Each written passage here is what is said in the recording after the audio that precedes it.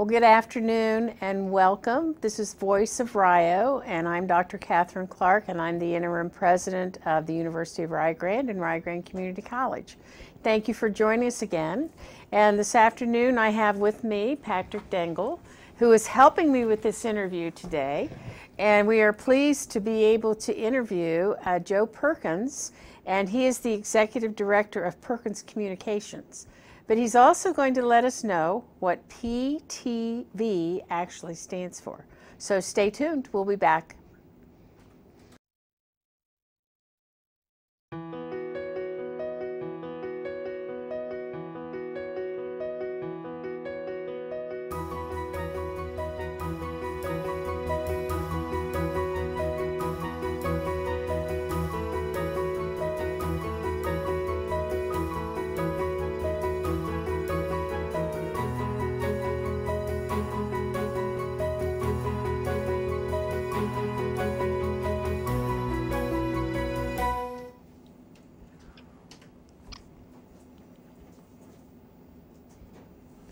There's Joe. Hello, Joe Perkins. We're so glad that you're able to join us, even though you're not here physically in our station and at our table, but we're awfully glad to see you and to speak with you today.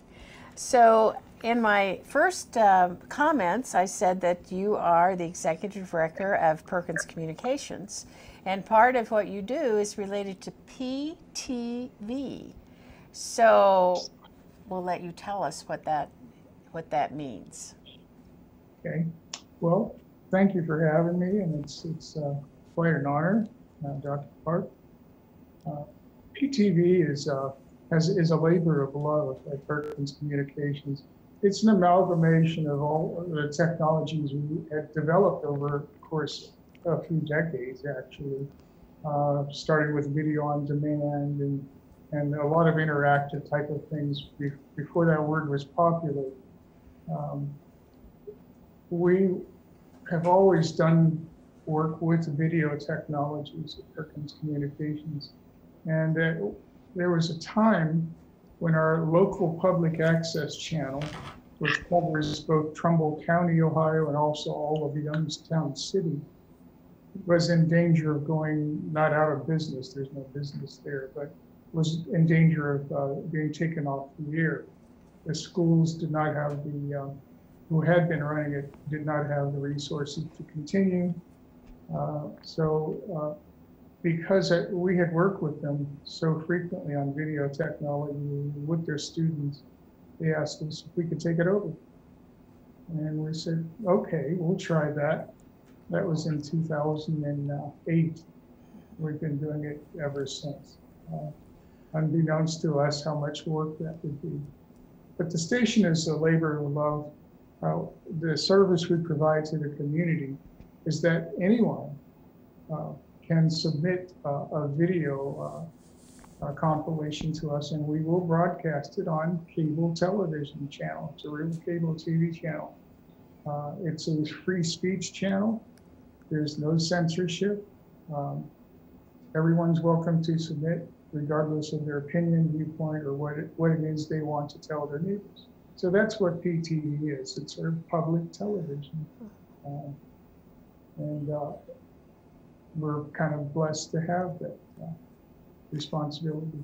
You know, Dr. Clark, we're very fortunate in the fact that Mr. Perkins is able to not live stream, but able to stream our different shows, in which we do about 35 a month, onto his broadcast station. And you know, that I can't thank Joe enough, because many of our shows are geared to about 5 or 6 different major topics, including agriculture and education and business and art and culture, some spiritual programs. And the only thing that Joe asked us all to do is to please be respectful of another person's videos and things of that nature, and not tear down, but to collaborate. And Joe has one of those individuals that truly believes collaboration and showing of talents of other people is just, that's what his mission appears to be. Am I not correct, Joe? Yeah, that's correct. Actually, I'm not certain how long we've been working together now, but I would say that Rio and OSU are now a very, very important staple, almost an anchor to our station in a lot of ways. You can see both campuses on at least once every weekday, and then on the weekends. And some of the episodes, like Inspirational Focus, is often viewed on Sunday. We have a Sunday marathon every week. It's called Faith Factory. 9 to 5, back to back to back, actually 9 to 5:30. Back to back to back, and obviously no commercials. It's the only service of its kind that we know of in our region. And you guys are often on there as well. So you have maybe 10 or 15 time slots or more. Sometimes we'll put you on really late at night too, as well, every week. So you've become a major component of PCV. It's wonderful. It's a very great, very fruitful collaboration. So, go ahead. Well, it's interesting. You know, we have many people behind us. For instance, Mike Thompson. Mike is very much of a stable force at the University of Rio Grande. He's the director of the Instructional Design and Media Services. And rather than come on camera, he wanted to make sure everything was right. That's the kind of person he is. We have a Mike Thompson show. Yeah. Oh, yes. Yeah, he has around 5 or 6 different. We have one we play an awful lot, and it's the motorcycle safety. Oh, yes. Yes, we've heard That about gets the a lot of motorcycles. Right, right. So what is your viewership as far as the area and the state, and as far as the numbers, estimated number of people who actually view the programs? Well, and they would be estimates, Sure. a lot of them taken from rather older databases and whatnot. But we would estimate there's about 175,000. It used to be Time Warner, now it's Spectrum Cable, but subscribers within our footprint. And again, that covers all of Trumbull County, which is, I think, geographically the largest county in Ohio, I think. And then, of course, Youngstown City itself. And Trumbull is kind of edged up, has a larger population, has the largest population. So that's what we're looking at. We're on 24/7. Do you get feedback from your viewers as far as what they're seeing, as far as how they appreciate or suggested changes on programs?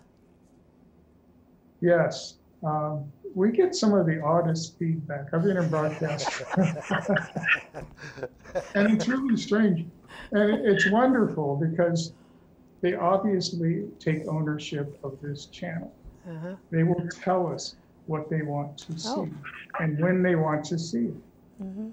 I had one gentleman call me, and we were playing a particular movie. We have a 2 o'clock movie on weekdays.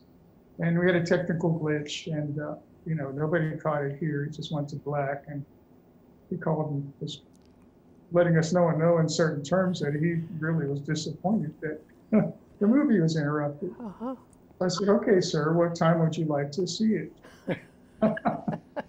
And he went, "Really?" I said, "Yeah, tell us what time." So he goes through this whole thing about, well, let's see, I have to take my mother to the doctor.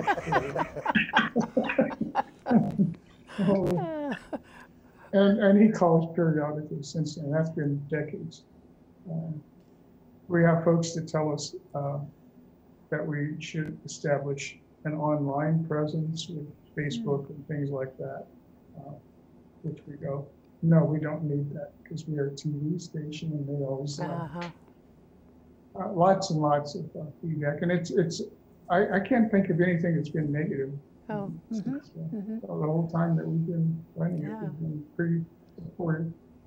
You know, Don't Joe, ask us to- we've seen a lot of changes with what I call PEG channels, public Mhm. educational access programs, and it's very interesting. When they were first started, there was a lot of funding that was available from the government, Mhm.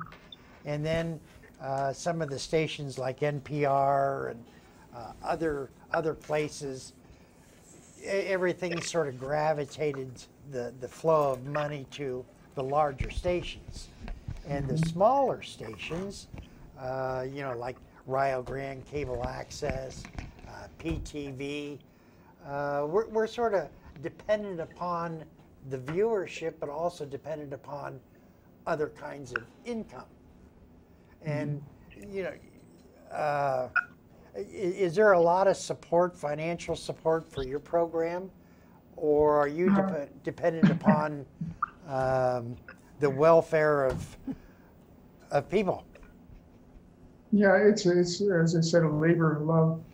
We charge nominal fees for viewer submission, and they're always $25 per episode, and then they essentially have an infinite shelf life once they're in the library, and that frankly often gets waived. You know, that's just how it is. Someone will do it.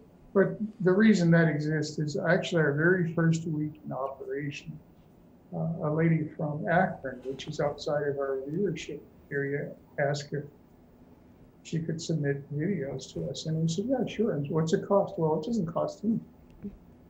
Fine. Just, we want you to submit.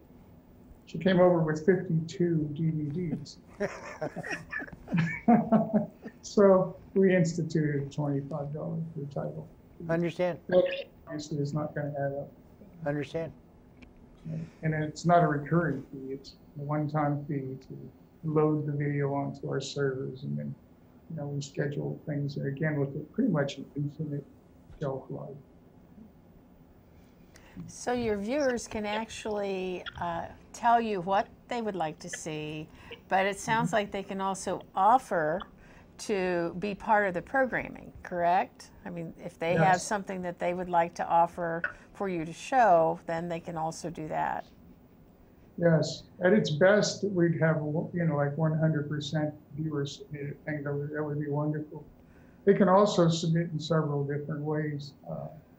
They can give us a YouTube link to their titles, or even something on YouTube that they think our community would like to see, which is far more common. They can send us content for a PowerPoint presentation, something like that, and we'll play that with music under, which is kind of nice. That's very frequent. And we have community calendars, again, which are bulletin board type of things. Well, we might reestablish it, but it was recently their equipment broke. We had submissions from the radio reading service in Youngstown. And if you're familiar with that, obviously their purpose is to read things for those who are not sighted. So they read them over a radio station. So we pick up the radio signal, and we try to combine it with YouTube videos of people doing something like sign language, so that we have something for the hearing impaired as well. Things like that. Yeah. Yeah, one of the misconceptions about public educational access, we are not allowed to carry copyright material unless we have the express permission. So in other words, if I said to you, I would like to see the latest episodes of The Big Bang Theory, you wouldn't be able to acquire that unless you had the permission from whatever station was. That's correct. Yeah, absolutely not. I mean, there's a lot of copyrighted material that still slips through. I mean, it does happen, and actually quite frequently with the submission. Our number one contributor is Warren Harding High School and their video arts program. So the kids all want to do music under, which is some copyrighted music video, and they make their own production. And you know, you have to make a judgment call sometimes. Understand? Mm-hmm. You know, okay, if record label wants to call us, we'll take it down. And, you know, we'll talk about them mercilessly and tell students not to buy their records. Sure. I don't think, you know, so there are limitations, but yeah, some people will ask for things. Can you get a copy of this? But see, we're under the University of Rio Grande Community College, and the Ohio State University. We are very aware of the copyright material because the powers to be also take a look at that and make sure that we are not in any way abusing copyright laws. So all of our material, music, and things of that nature has to follow whatever those rules are. Yeah, absolutely. And we're conscious of that as well, and we will inform people of that, certainly. We do have, like I said, a little bit looser parameter, schools and whatnot. And of course, if there's a complaint, we would immediately respond to that. Church, you know, a lot of church music. I was just thinking about that. I was just thinking about music, you know, and the royalties that you have to pay for music, and some things that are not in the, you know, the more general, what's the word they use when it's in the, when you can use it, public domain, yes. That sometimes some music is, we think it's so common and we've heard it so much, we just assume we can use it. And without checking, and we may find out that's not the case, and you know, it's actually royalties have to be paid to use those. Yeah, it's a really big deal. Yeah, so you know, one of the things that YouTube, since we upload all of our programs on YouTube, if it senses any copyright material, it flags it also. Oh my goodness. Oh my goodness. Yeah, that's a good thing. So Mike and then his counterpart down in OSU, Dwayne, are always on the alert to make sure we do things correctly. Yeah, the converse of that, though, is that Google provides a fabulous music library. Have you seen that? Yes. It's all royalty free. Yes. Ah, yes. So we tend to gravitate toward those things and use in making sure that we don't. One of the other things, many public educational programs, and we talked about it a little bit, gravitated toward the spiritual needs. And you have been very cognizant that your viewership is not just one specific religion or one specific denomination. It is a variety. And you have been very open to showcasing many different lifestyles or religious beliefs or spirituality, with one caveat. And this is what he told me. He said, I will show anything to everyone as long as they are respectful of everyone else. And that speaks highly of you, Joe, that you're willing to allow somebody's belief that maybe you agree or not agree with to be aired. So that's a high mark that you should be proud of. I appreciate that. I think we're just providing a service that's quite popular in our viewing area. You know, with most of my life, folks are quite spiritual. And we've had I'm proud of Youngstown in particular, where I grew up, a great tradition and history of religious tolerance here, going way back to the early turn of the 20th century, with the steel mills and whatnot. We had neighborhoods that were originally, there was the Italian neighborhood, the Irish neighborhood, which was kind of funny because there's a history there that you can tell by the color of the bricks being used. And you can tell the neighborhood. It's kind of funny. But there were not issues and strife and problems between them. There's always been, it's been a melting pot here for the most part. So I'm kind of proud of that. and very spiritual. Yeah. You know, Sundays and Saturdays, their turnout's amazing. I think we're just providing what folks around here would appreciate, from what I know of them. Do you go out and seek certain types of programs, or do you wait for those to come to you from your audience or from other people? Or do you have some vision or plans about some things that you would like to broadcast in the future, and you actually have a plan to go out and seek those? You can't wait for them because it's sporadic, and we have to keep a schedule going. So we keep a library of titles that we can pull out, quite an extensive library. We can pull out and fill in blanks or spots. Some days it's it's all full with things that we're filling in holes. But we do actively solicit and do what we can to get others. My wife and I will go out. We make presentations to various community groups, local governments, and then we keep reminding them. I have one tomorrow. Same thing. Come on, guys, let's get it going. Actually, we just had our councilwoman on a moment ago. That was awesome. She did a community meeting. So we solicit and then we grab some, and every now and then we'll produce something, as well. But we're small. I mean, and we keep our costs are practically nothing. The systems are automated, 100% automated.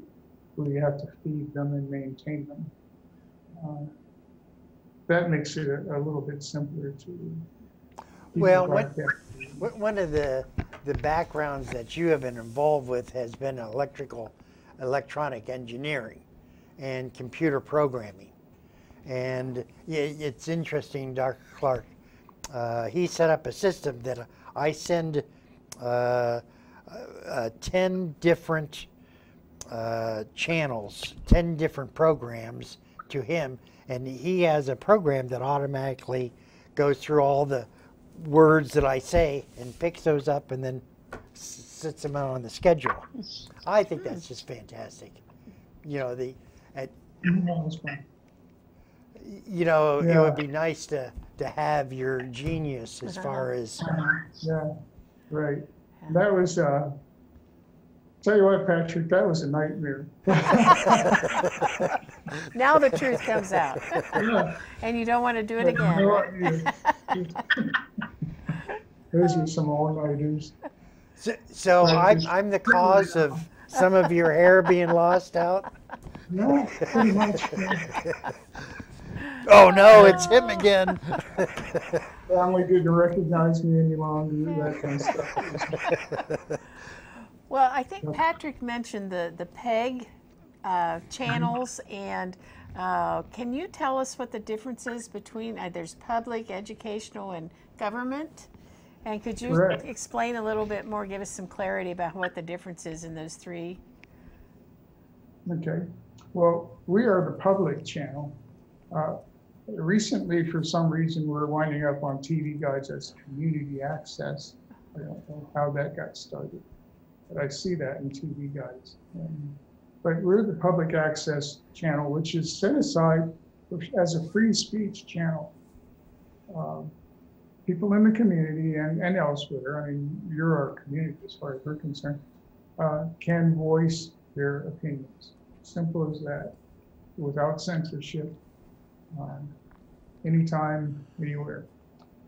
If people have objectionable language or content or material, we'll still air it, but it'll be after 2 a.m. That's our rule. It's not written in any books either. We just, and that's probably the last you'll ever see it, by the way. So we're not into that. So we're the public one.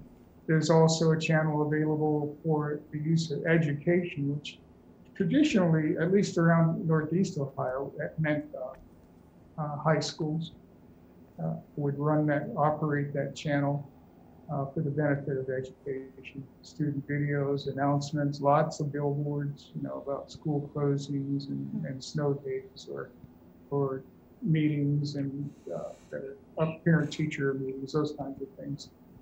those are still fairly active. And I would say most of the stations that I've interacted with would fit into that category, the educational channel. And again, generally run by high schools. Some of them have studios, which is a learning experience for the high school kids. And they also can go out and shoot videos in the field. They're really wonderful. The folks that ran our channel prior to us were from Trumbull County Educational Services Center. It was run by two people, a staff of two up there, but they were so active, it was amazing. They also worked in collaboration with their video arts committee, and we have this wonderful thing. So much content from them that we can do marathons with their stuff. But they were the ones that handed it off to us. And then government access is what the name implies, channels that are dedicated to things related to your local government. Okay. Those are generally operated by municipalities, so local government is often defined in a rather narrow way, which is, the city of Youngstown. So that would be like the city council meetings that are broadcast and so forth. Yes. Well, Joe, we only have about a minute left. And before we close, I'd like to have you tell us if people are interested in getting more information about your station. Can you share that with us, who they would contact, what that contact would be? And we'll also have that on the script, but go ahead, Joe. Okay, well, the simplest way is our website, online PTV, Peter Thomas Victor, that's one word, onlineptv.com. Okay. That is the website. You'll be able to watch this stream on there as it airs on PTV. You can watch the live stream. There's a schedule there. There's contact information and an explanation of how to submit. And then lots of videos just for fun. Oh, wonderful. Well, we thank you for being with us this afternoon. And it looks like you've got a sunny day there, so enjoy that while we can. It's fabulous here. So Patrick, it really is. This flannel is killing me. Patrick, do you have anything to add? No, I just want to thank Joe again for carrying all of our shows, and really appreciate you, Joe. So thank you. Thank you, Joe. Good to meet you.